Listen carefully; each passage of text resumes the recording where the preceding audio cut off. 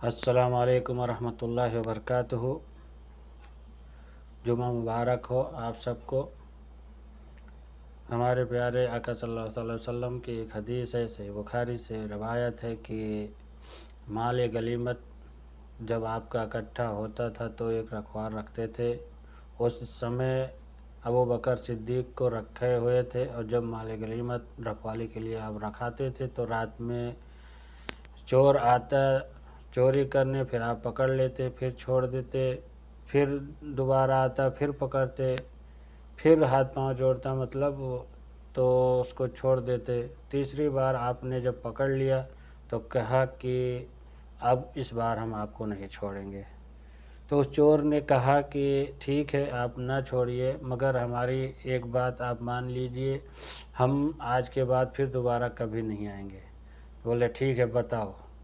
تو اس چور نے بتایا کہ آپ جب آیت الکرسی پڑھ کر 3 بار اپنے یہاں پر دم کر دو گے، پھونک دو گے، تو آپ انسان تو انسان، شیطان بھی یہاں نہیں آ سکتا۔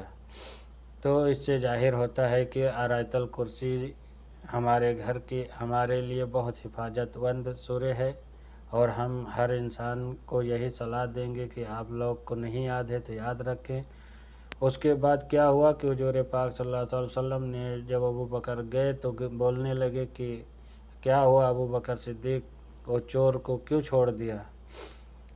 اللہ تعالیٰ نے اپنے حضور صلی اللہ علیہ وسلم کو پہلے اغوا کر دیا تھا۔ تو ابو بکر صدیق نے بتایا کہ اس نے بہت منتی چروری کیا، پھر ہم کو دیا آیا، ہم نے چھوڑ دیا، مگر چھوڑنے سے پہلے ایک شرط تھی، اس نے بتائی، جو بات اس نے بتائی اس چیز کو ہم آپ سے نالج لینا چاہتے ہیں۔ تو بولے ٹھیک ہے بتاؤ۔ تو بتانے لگے کہ ایسی ایسی بات ہوئی اور ایسے یہ سورہ ہم کو بتایا۔ بولا ٹھیک، اس نے حالانکہ وہ شیطان تھا، مگر جو بات کہی ہے قرآن کی آیت تو یہ بالکل صحیح ہے۔ اس سے کیا آپ اپنے گھر پہ دم کرو گے پھونک کے پڑھ کے تو اللہ تعالیٰ 2 فرشتے نازل کر دیتے اس گھر کی رکھوالی کے لیے۔ تو ہمارے یہی کہنے کا مطلب تھا کہ ہم لوگ قرآن کو پڑھیں اور سمجھیں اور نماز روزہ پر دھیان دیں۔